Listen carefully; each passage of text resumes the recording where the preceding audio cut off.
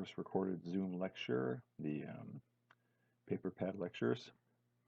So let's just get into it. We're starting chapter 4 today, and we've been building towards this for a bit.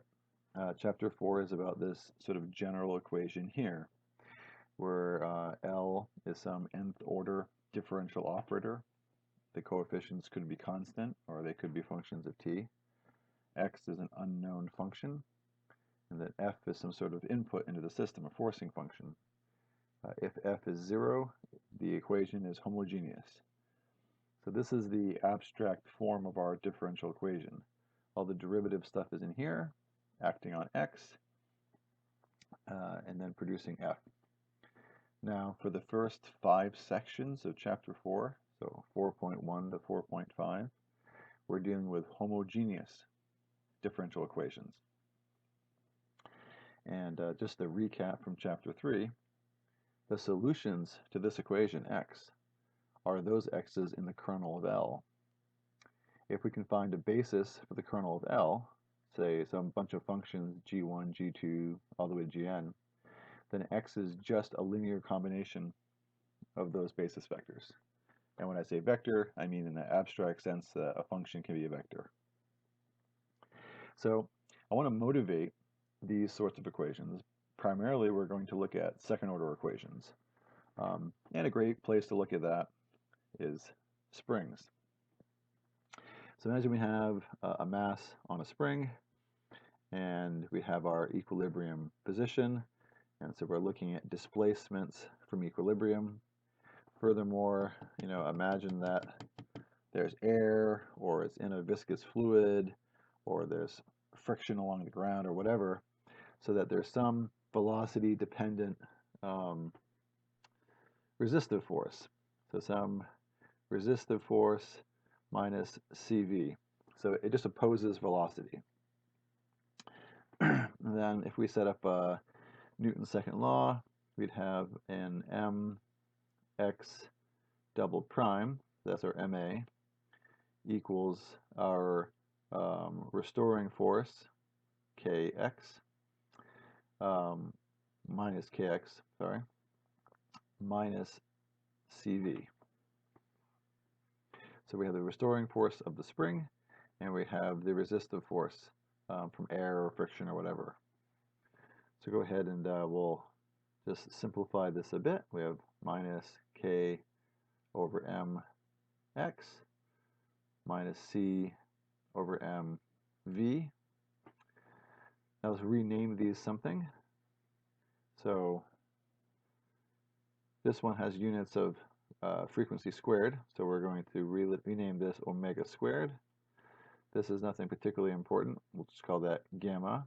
Let's write velocity as x prime.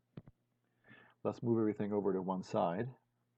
So we have x double prime plus gamma x prime plus omega squared x equals 0. Now this is a homogeneous differential equation.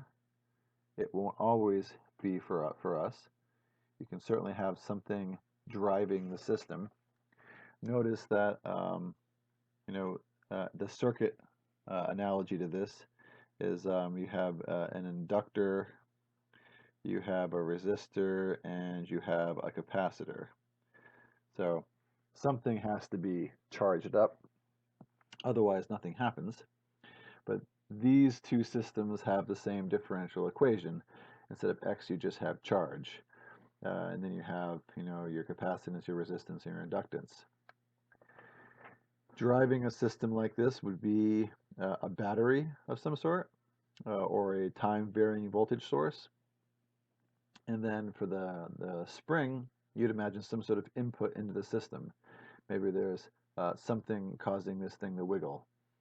So some sort of driven.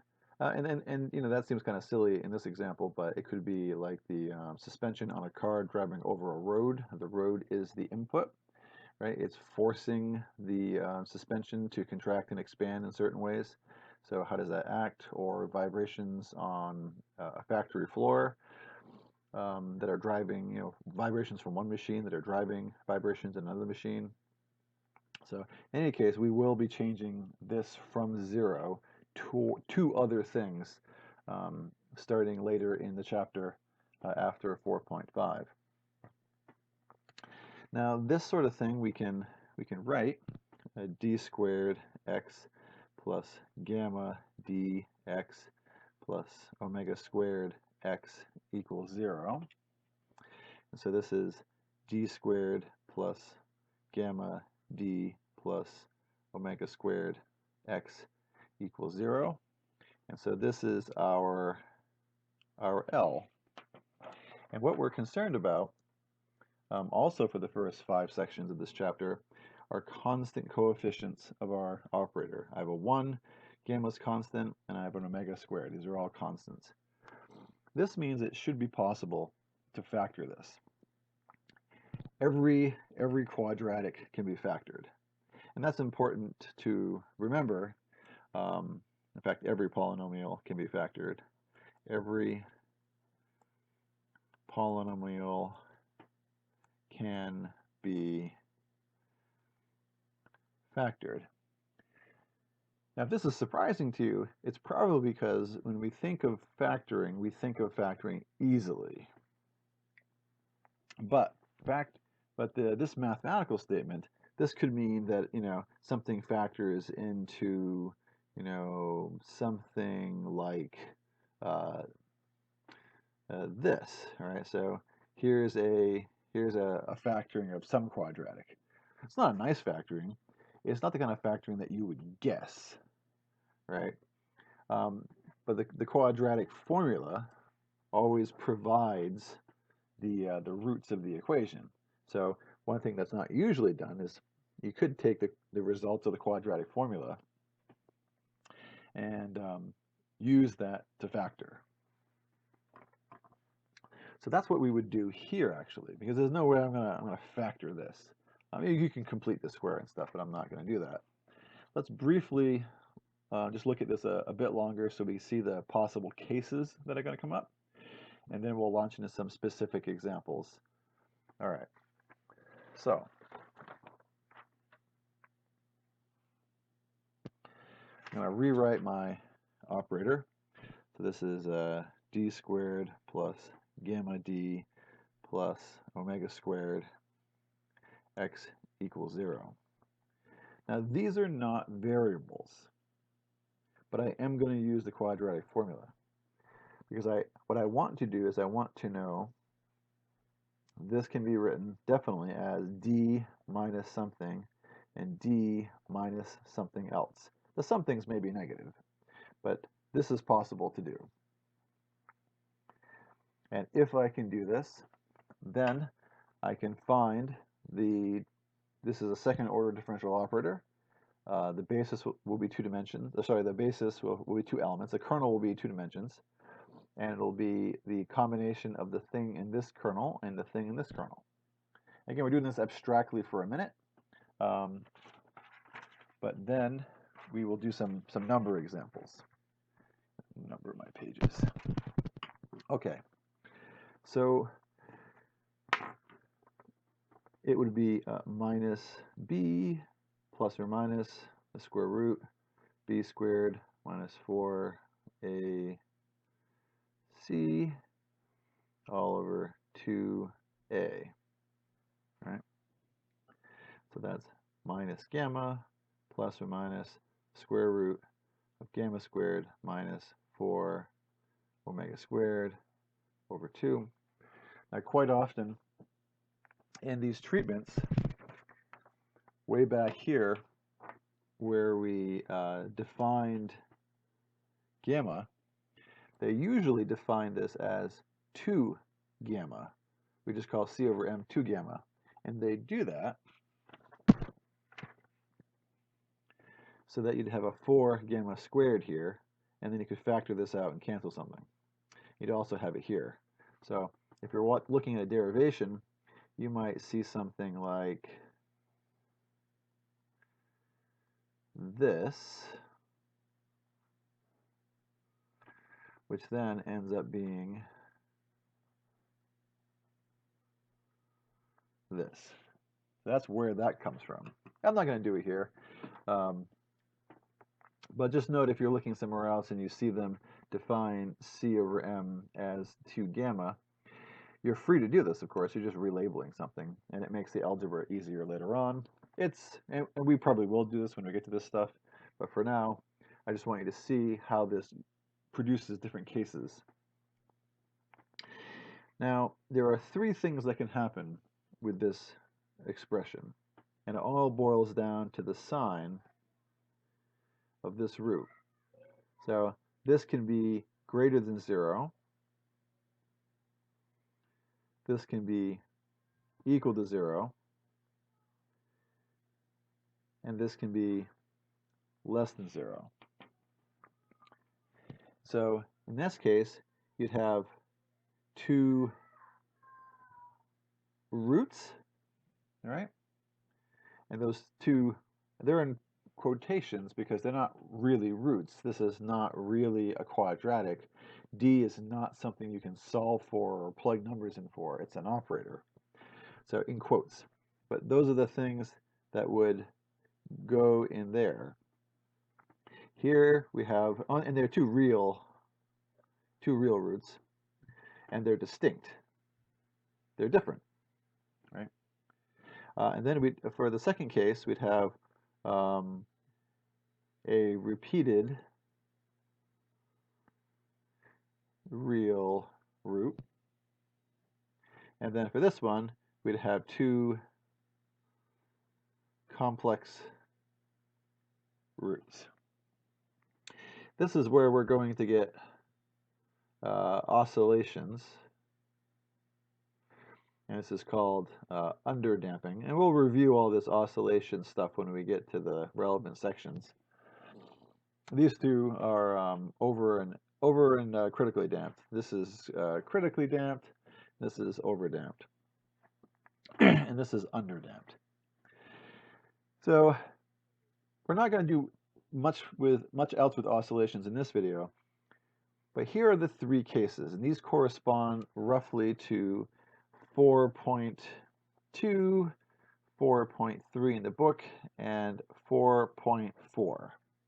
So why do we need to look at these cases?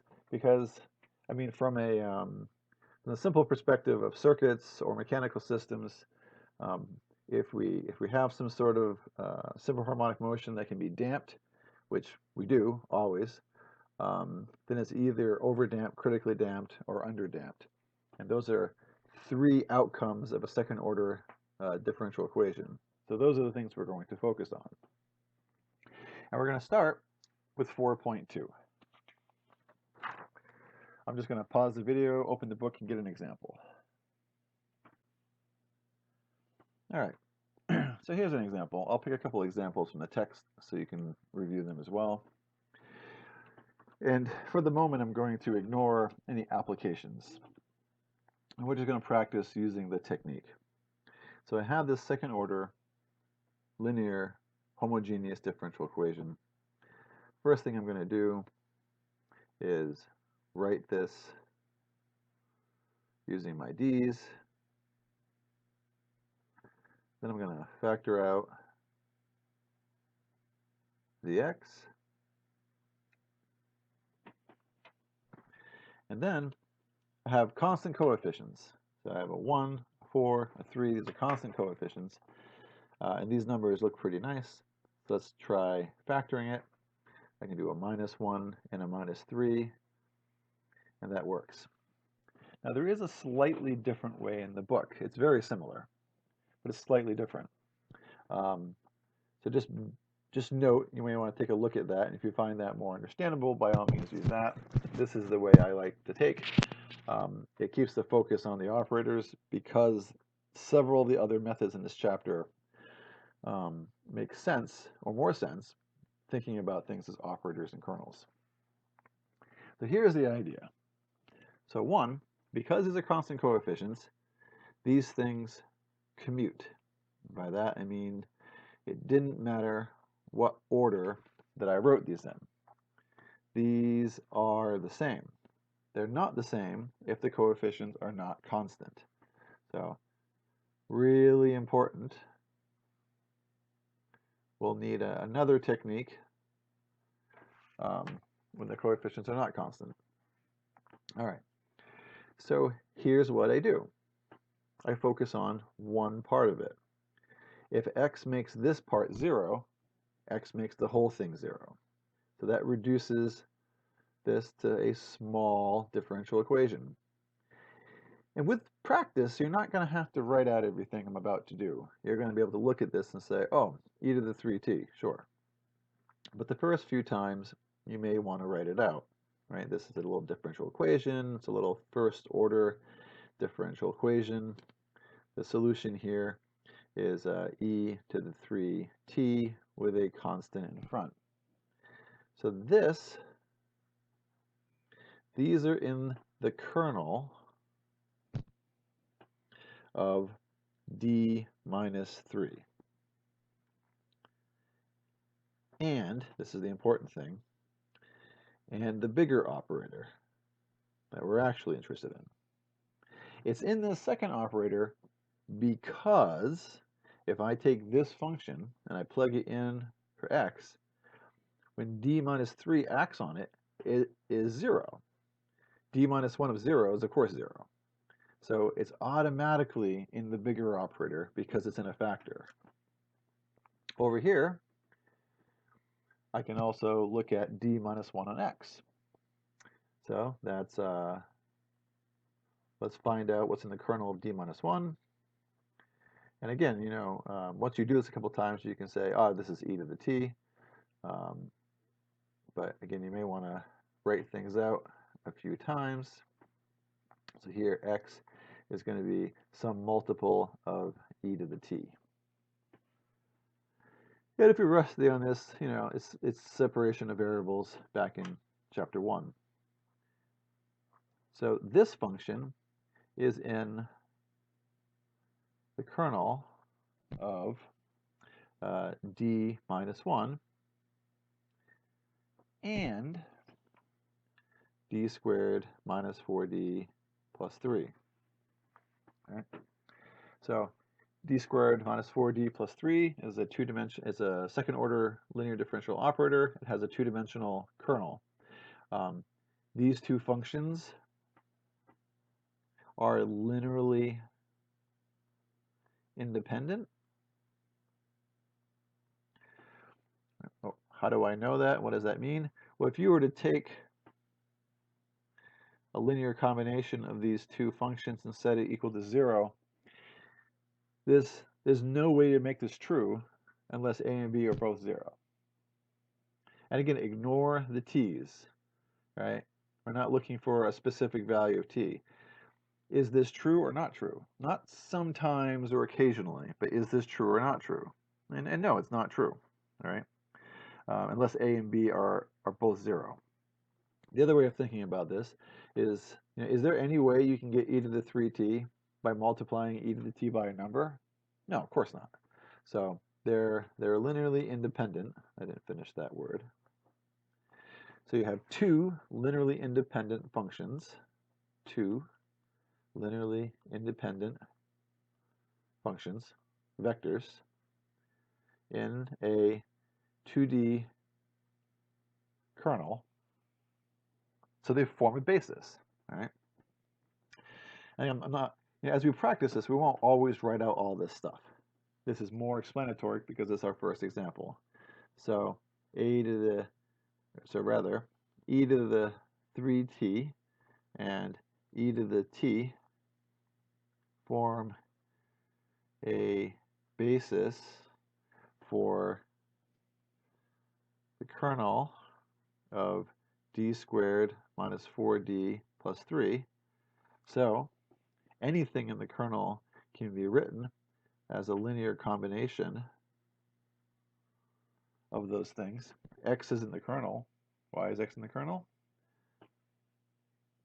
Because the operator on x equals 0. So here's our general solution.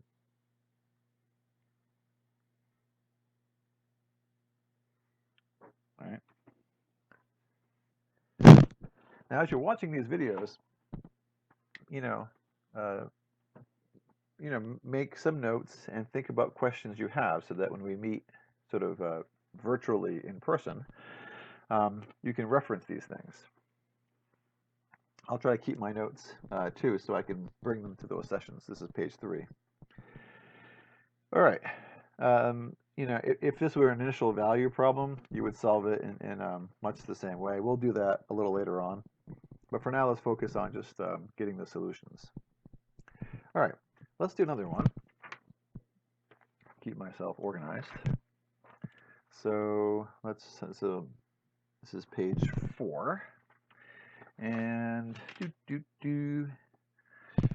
let's do x triple prime minus 4x prime equals 0. This is example 103 on page 147. There are not too many third order or fourth order differential equations I'm familiar with. I do know I think there's like some stress or shear differential equations for materials that are fourth order, but I don't know much about them. Everything in physics I've ever seen is second order or first order. In any case, we'll use some of these just to practice the calculations. So anyway, let's go ahead and write this. Right? So I have 3 derivatives on x minus 4 times 1 derivative. X is in the kernel. Constant coefficients. Right? So 1 and a 4. Let's see, I can factor a d out first. It gives me a d squared minus 4x equals 0. I can factor this as a difference of squares. It doesn't matter what order. It doesn't matter what order I'm doing this in. So this is fine. This is fine. And then lastly, this is fine. And the reason I write them this way is that we're going to solve this piece, and this piece. And then we'll find 3 linearly independent functions to form a basis for the kernel of that operator. Again, these are going to get, kind of quick. So d minus 2 on x equals 0. Well, that's x prime minus 2x equals 0. That's x equals e to the 2t, or multiples of e to the 2t. And then in this one, right, d plus 2x equals 0. Well, that's going to be x prime plus 2x equals 0, which is x equals e to the minus 2t. So there's one function. Again, those exponentials. Remember how I was saying earlier in the semester, this is a really important equation because it just keeps coming up. Dx, so dx equals 0. That's x prime equals 0. So x is a constant. Now wait, Kevin, why did you write 1? Why didn't you write like whatever? I mean, really, well, here, just hold on for a second and you'll see. So I found the kernel of d minus 2. That was e to the 2t. E to the 2t is in the kernel of d minus 2, so it's in the kernel of the whole operator. E to the minus 2t is in the kernel of d plus 2 and in the kernel of the whole operator. The number 1 is in the kernel of d, so the number 1 is also in the kernel of this whole operator. That means that x is a linear combination of those elements. So in no particular order. These are linearly independent. There's no way to get e to the 2t by multiplying either of these by a number. Right? None of these can be expressed in terms of the other two by adding and subtracting. And so they constitute a basis for the 3-dimensional kernel of that operator. And so x is some linear combination of these things. And so the number 1 acts just like a vector here. It's literally independent from any of these things. So I take a multiple of that. It's how much x is in the direction of the 1, how much x is in the direction of e to the 2t, and how much x is in the direction of e to the minus 2t. In any case, this is the general solution. Okay. Let's do another one. Yeah, this would be a good one. So this is going to be example 104, and it's x double prime minus 6x prime minus x equals 0. So, let's write it out. So this is d squared minus 6d minus 1 acting on x equals 0. Now, it's not going to take too long to realize that there's no way this factors, right? There's 1 and 1 and in no way makes 6 ever. So what do? We go back to that quadratic formula. Now, when I write the quadratic formula, you'll notice that I never write d equals, because that is not the case, all right? D is not a variable. D does not equal some square root business. D is an operator. We're formally factoring this. But I can still, what the book kind of does is it thinks about, like, well, how would you factor a polynomial where in R? If you knew how this factored, then you would also know how this factored. So, but I don't, I try to reduce the number of things I have to remember or think about. So let's do this. This is minus a minus 6, so minus b, plus or minus the square root of b squared, so that's 36 minus 4 times a times c all over 2 times a. Let's see what this ends up being. So that's a 6 plus or minus, that's a plus, so that's a 40 over 2. All right, so we can definitely pull a 4 out of here.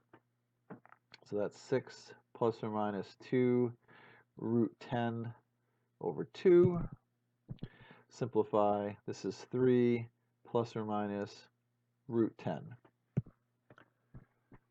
Now, these are just numbers. They happen to look a little yuckier, perhaps, but aside from human preference, they're no different than minus 2 and 2.